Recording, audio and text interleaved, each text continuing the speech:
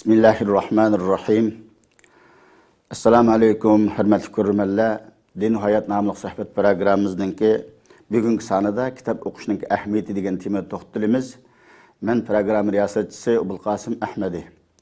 Bugünkü programımızga Ulamolar birligining qurg'uvchi a'zosi Ustoz Muhammad Yusuf Qarimni taklif qildik. Muhammad Yusuf Qarim programımıza hoş geldin. Hoş bulduk, rahmet. Elbette bu kitap okuşunun ahmiyeti degan menimcha bir konu tema. Bugünkü günden bu temani so'rab o'tirishning o'zimi ancha bir aqlaniq emas edi, lekin afsus bugünkü kunda shu aqlli telefon har mutafakkir olimlarimizni hayron qoldiryapti.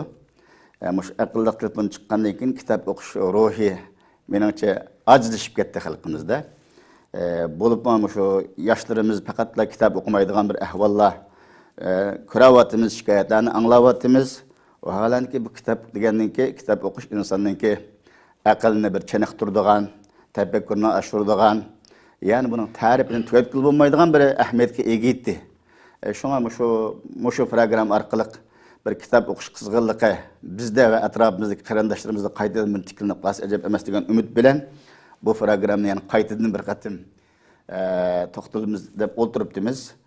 Bizim şu kitap okuşdan bir paylarını esletken bu olsak şunun bir kitap okuş kızgınlığı kayıtını tıklanıp kas ezep emez. Kana merhamet. Bismillahirrahmanirrahim. Elhamdülillahi Rabbil alemin. Vessalatu vesselamu ala eşrefil murselin. Seyyidina Muhammed ve ala alihi ve ashabihi ecmain. Özür degandek kitap okuşunun ki paydasını adette sözlümüzün buldu. Hemen biliş gerek hem de bu ne? Uç aşkar bir şey. Şunda olsun yani ve zekkir fe inne zikraten fe'al mu'minin diyen ayet boyunca yani yadlandığın esiki sağın müminlerge bunun paydası var diyen ayet boyunca biz özümüzdeki kılışkı tegişlik sözlerini kılışımız gerek deb oylayman de. Kitap o'qish masalasiga kelganda zat burundan tortib buningki ahamiyati to'g'risida ustozlarimiz jiq so'zlaylik, mutafakkirlar, yezig'lar, jamiyatshunaslarning yezig'lar bu to'g'rida. Endi shundaqdimi, ya'ni ashundaq to'simi yana nurg'un kishilarning hozirgi zamonda shu kitobni to'pib esib turib ketgan, hatto uyga akirib qo'ygan kitoblarni chiroyli zinnat uchun tizib qo'ygan, to'pib esib ketgan kitobxonlarimizmi ashundaq shu holati bilan tug'an. Endi bu bir echinishli ahvol endi. Endi boshqa millatlarga anda selishtirib qarayotgan bo'lsang, boshqa millatlar bizdan bekroq o'qiyotgan hamda bu kitob o'qish masalasi bir millatningki safa masalasiga munosabatli gapkan bu kitob o'qigan odamlarningki ma'naviy safasi yuqori bo'ldi ekan. Kitob o'qimaydiganlarningki nimasi aqlimi taraqqiy qilmaydi ekan, bir yerda qolib qoldi ekan.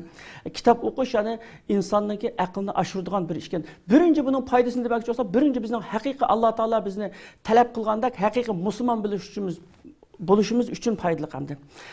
Kitob bütün payg'ambarlarga kitob nurg'un payg'ambarlar kitob nozil bo'lgan ayna. Qur'on Karimda, Tavrat, Injillarda mana shu kitobning tarifi kitob, ya'ni kitobning muhimligi to'g'risida samoviy kitoblar shunday jiq so'zlagan. Peygamberimizdeki hadislerini okuş doğrusu açık hadislik kelgan ayna. Demek endi bu kitap okuşun birinci faydasını biz Müslümanlık sübutimiz bilen Allah Taala bizden talep kılgandak, Allah istegandak haqiqiy Müslüman buluşumuz için kitap okuşumuz gerek. Bu başka yoldan qanday ögüneleyimiz hem de mesela. Endi hamma adamning dini maktabga kirib, hamma adamning madrasaga berib o'qish imkoniyati bo'lmaydi mesela. Endi bu shu kitap orqali dinimiz nima debdi? Allah Taala Qur'on Karim nim debdi, Peygamberimiz hadis nim debdi, mutafakkirlarimiz İslam haqqida nim debdi. Mesela şuningdan ügünimiz hamda kitap o'qishning birinchi musulmon bo'lishimiz foydali. Uningdan keyin ta hozirgacha, qadimdan ta hozirgacha shu kitap o'qish insonlarni turli ilm ma'rifatlarga bog'lab kelgan bir tugunch bu. Bir bog'lab kelgan tuguncha kitap o'qish orqali bo'ladi. Burungi katta kitap yozgan ulamolarimiz shunda nurg'un kitoblarni o'qigan, uningdan keyin shunda yozgan kishilarga shunda manfaat yetkazganda hamda şuna ilim ma'rifatni hosil qilishning yo'llari hozir mesela internet deymiz, tor deymiz, yani bina sosyal medya deymiz mesela shunda ko'payib ketgan bilan uning hech qaysi kitob o'qishning o'rniga dasyamaydi.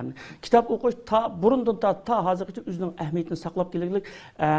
Mesela biz bir bazı kitaplarni mesela setib olmasdan aldirashda ya topolmaganlikni internetni o'qib ko'rdik, internetni o'qib baqsak, kitobni tutib o'qiganga u yetmaydi mesela.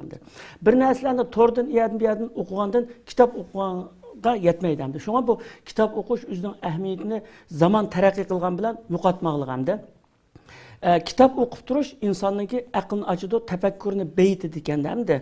Onundan başka kitap okuyan adam sapalık, hatta kitap okuyan adam bilen söhbetleşip olturganda adamninki ko'ngli shunda yayrab ketadi ki, o her xil yaxshi ma'lumotlarni berdi, ilmiy uyusunda nima qildi-da. Ama kitap okumagan adamlar bilan oltursang, shu burunqi shu kallimizga kirib qolgan shu o'ziniki yodlab olgan bir gapini deydi, onun boshqa narsa bo'lmaydi endi. Shunga ham kitap o'qishning foydasini so'zlab bo'lish mumkin emas.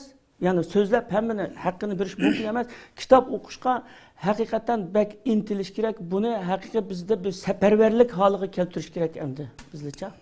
Doğru. Kitap okuşunun ehemmiyetini bayan kılıştı. Rabbimiz Allah Subhanahu ve Taala'nın şu İkra bismi degen ayet-i kerimine tüncü nazlı kıgallık mı yes gerek akıl ilgilendirgen. Elbette Resulümüz şu Gar Hiraga kelip peygamberlik buluştundan burun yeryüzündeki bütün buzdukçılıkla, muşundaylık, tuzkorlukla, adaletsizliklerle işte serilip bu dünyanın kanda tüzgül olar deb oltuğa vaqtsa da Cenab-ı Allah Resulullah'a şu okuğun bilen bu ayetin düşügen mana şu kitap okuş bununki ulamalar edildi buna. İlim, bütün ilimlerge bu ayet-i kerim delil oldu. Şunun bilen Resul Ekrem sallallahu aleyhi ve sellem Rabbimizden bu buyruğunu icra kılışqa başladı. Yeryüzü desek mi buludu? Arap arılı anadan kim bütün dünyaya adalet kengiyip, İslam kengiyip nurgulluğun insanlar, ümmetler paydasını kıravatıdı. Bana şu aşk kitabı okuşunun ehemmiyetinin paydasını kırıp oltuğalı sizler bizleme. Şu kitabın paydasını kırıp Müslüman bulup bugün günde yaşavatımız. Hakikaten ben şu bütün karindaşlarımızga bu kitapka her kanda bir kitap olsun, mesela hacet boğan kitaplardan kitap boşka fakat sel qaramaslıkni tavsiye qilmay bazıları menda degish mumkin hozirgi zamanda bütün xalqimiz shunda bir kunlik ilovatmanda kitap o'qishning ahmiyatini so'zlab o'ltiramizlar deb. Albatta shu kitapni o'qigan vaqtimizda biz yani ko'p o'qigan vaqtimizda bizniki har tarafdan biz yetishir ekanmiz. Ama shunda dushmanimizga aldanmaymiz. Bundan keyin qiladigan ishimizning qaysi ishini burun qilamiz, qaysi ishini keyin qilishini biladi ekanmiz. Kitap o'qimagandan keyin bunning uchun kiradigan bo'ladi ekan inson. Şunun bilen o bazı yaxşılık qildim deb şapaşlap baqsam işte ta'tirsiga natijalarni ep qiladigan gapken. Endi haqiqatan siz degandek kitap o'qishninki foydalarini biz soatlab so'zlasak haqqini berolmaymiz. Menimcha aql egalariga yuqorqi ogohlantirishlar yetish kerak deb o'ylayman. Endi kitap o'qimaslikninki ziyonlaridan bir qanchasini yuritib asla. Doğru. Endi bu kitap o'qishningki foydasini dedik ya. Aslında mesela şu Saudiya Arabistan'daki İslam mutafakkiri Salman Avdi deydi. Bu kitap o'qish şu kishilarning aqlida qilingan eng jafosiz ve pulsiz bir sayohat deydi. Boshqalarning aqlida. Shuning aksini nima Aizil Qarni, Saudiya Arabistan'daki mutafakkirlerden kitap okumaydigan adam deydi. Kitap okumaydigan adamның aqli bir izde to'xtab qoldi deydi. O adam aşı 40 yıldan burun yodlab olgan bir kuplet she'r yoki anastadisdan yoki bobo mo'minlardan bir anglab olgan bir hikmatli so'z. Aşı so'zni takrorlayver deydi. Nimishqa uniki yangilanmadi.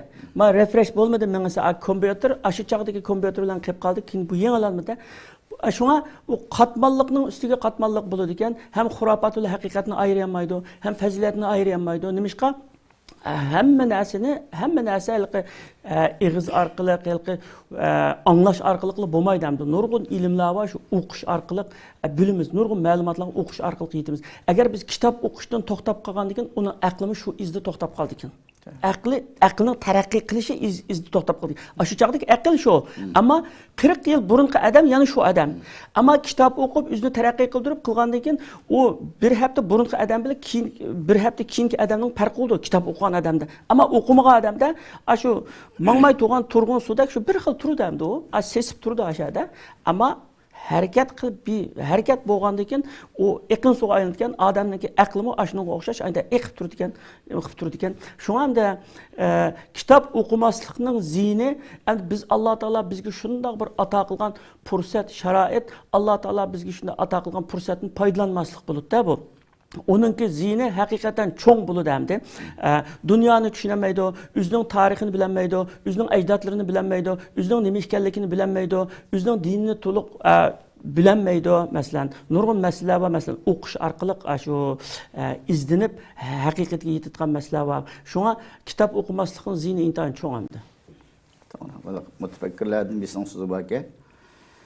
Bir kitap okumaydigan universitet o'quvchisidan kitap o'qiyotgan boshlang'ich o'quvchisiniki kallasi cho'ng bo'ladi, tushunchasi doirasi keng bo'ladi deb. Çünkü o'zgarib turdi-ya, taraqqiy qilib turgan ekan. Haqiqatan ba'zi nurg'unliganlarimiz oliy maktablarda o'qiyotgan bo'lsa-mu, kitap o'qish yetarlik bo'lmagan. Bo'lib bugungi kunda kitap o'qimasdan zihni bakcha tortyapmiz. Hozir qarasak, bitib bosat mashina bilan mafkurining pichakligi xalqimizda shunda bir ilmiy taraqqiyotgan bir zamonda yashayapmiz.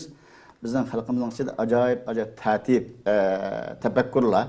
Taxa o'zini shunda bilarman qaltis chaqlab dunyodagi eng cho'ng liderlarning keyindan har xil g'aybatlarni qilishayotgan, rahbarlarni qo'llamayotgan, shunga o'xshab ilmsizlik, nadonlikdan dunyoni ko'rish shunchalik nima quduqning ichida turib dunyoning hammasi mushu deganga o'xshash.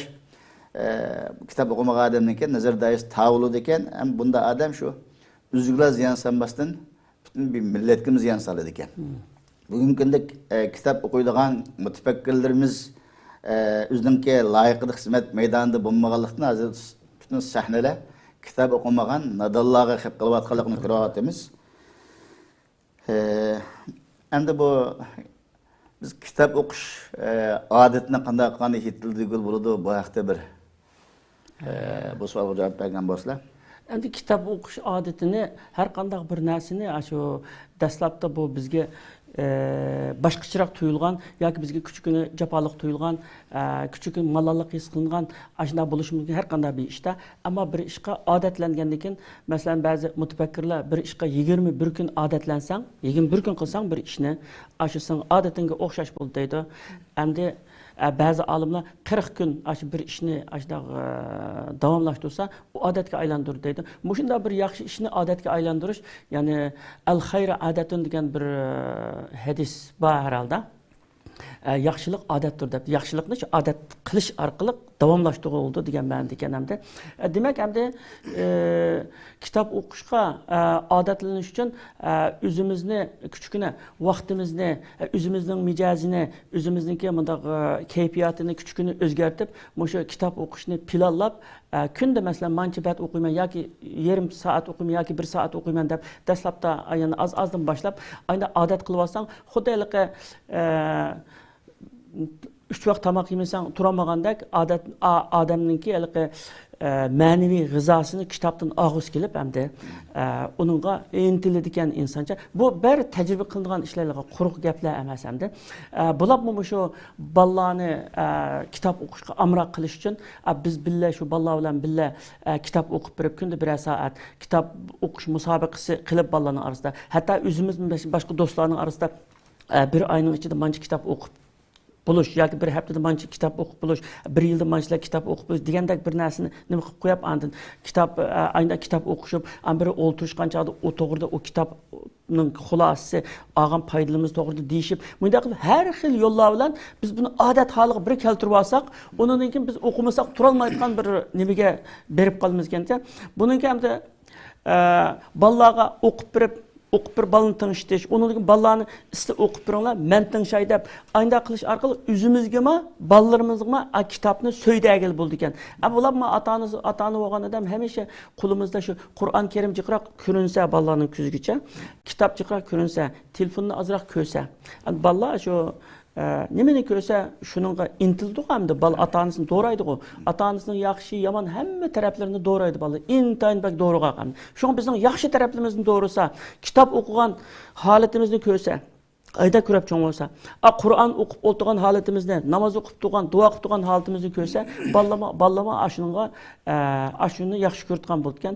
Bir tarafni o'zimizni, bir tarafni bolalarimizni yaxshi ishga odatlantirgan bo'lmizga, balamni tarbiyalayman degan maqsad bilan bu ishni boshlab, o'zimizni tarbiyalanib qolib, ikki tarafni pay topib kelamiz bunda. To'g'ri. Haqiqatan bu shu televizor bu aqlli telefonlar taraqqi qilishning oldida hammalarninki yurtlarimizda imkoniyatda qo'ldan kitob tushmaydi.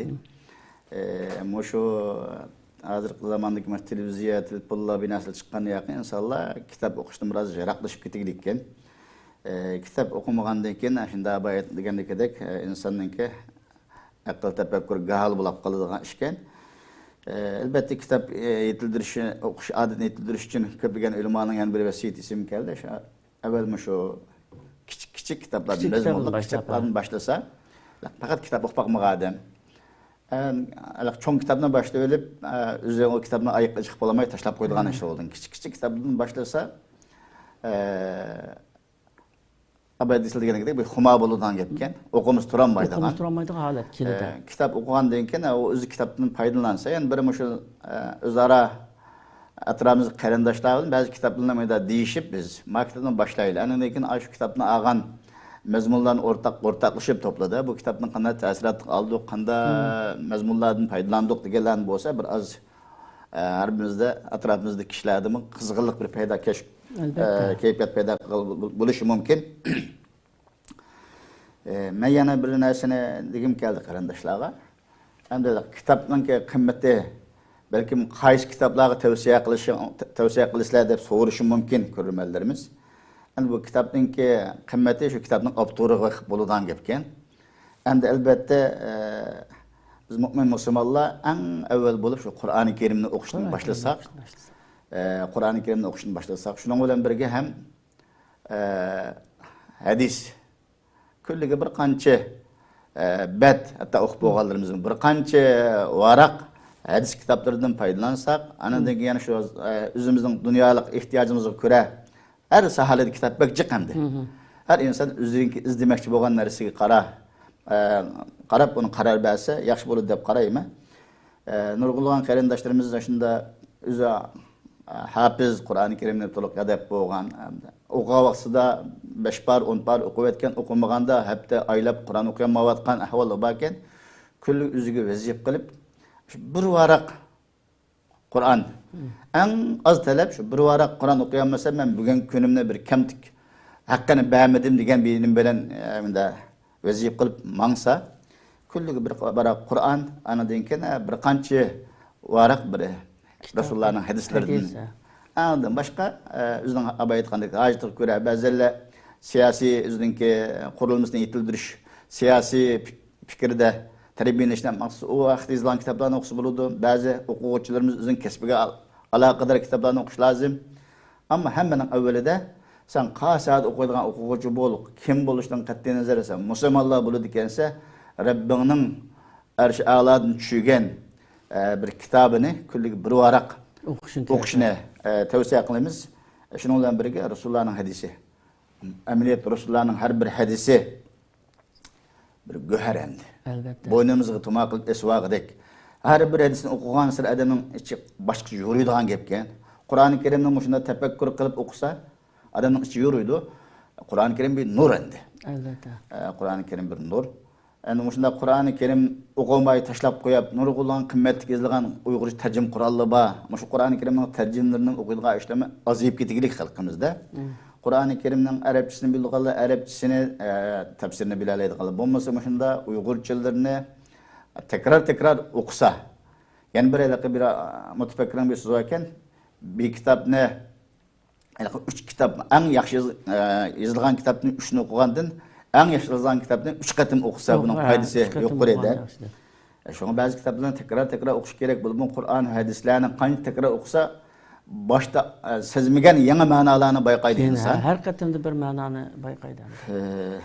Elbette yaxshi bir yurtish bo'ldi. Hem Allah razı olsun. Ahirde yaşlarımızga muhida kitap o'qishga qiziqmayotgan, sal qaravatganlarga qimmatlik bir tavsiyalar olsa bir aşkga şunun bilan programni oxirlashtirsak yaxshi bo'ladi. Endi şu ömür degan sudak ötep ketadigan, başqa odatlik ishlar bilan ötep ketadi. Ama şu kitap o'qishni bir odat qilib olsang, endi siz degandek o'zininki kasbiga munosabatlikni o'qamdi yoki umumiy ma'lumot uchun o'qamdi. Hammadan o'zininki nimani istaganligini biladi. Avval inson ben qanday kitap o'qishim kerak, qanday benim ehtiyojim bor deganni kallasiga keltirib, shunda o'qigandimi, shu muallifni o'zi biladigan, bundaq o'zi to'g'ri fikrlari sog'lom, bundaq kishiningki kitobini o'qish kerak hamda mayli diniy kitob bo'lsin, mayli axloqiy kitob bo'lsin. Undan keyin shu kitap o'qishningki har xil o'zimizni qiziqtirishning har xil yo'llari bor ekan, har xil texniklar bor ekan tez o'qishningki. Shuni o'rgansak, ishqilib shu bizningki hamda kitob degan bir ilm buluqi, ilmning yo'li desak o'tgan hamda kitob orqali bilmaganni bilmizgan, o'zimizning tarixini bilmizgan, o'zimizning ajdodlarini bilmizgan, o'zimizning kim ekanligini kitap orqali bilimizgan, dinimizningki haqiqiy kitap orqali bilimizgan. Anda bo'lgandiki buning zarurligi shaqqamidi, buningga shunga har xil texnikalardan foydalanib, sharoitlardan foydalanib, o'sha kitob o'qishni qo'ldan bermaslik, ya'ni musobaqa qilish orqali, masalan, bir-birimizni shunga qiziqtirish orqali kitob yarmankilariga, kitobxonlarga do'stlar bilan birga berish orqali o'sha bisimizga rag'batlantiribcha, masalan, ma kitobni o'qisak, bunda qilsak, bunda qilsak deb inson degan hamda biz rag'batlantirishga muhtoj hamda biz rag'batlantirib ashuna elib borsak bo'ldi deb o'ylayman hamda. Ishqilib, shu kitob o'qib ma'lumot olishningki bütün aşı kanallardan, bütün şununki aşı şart şaraitlerden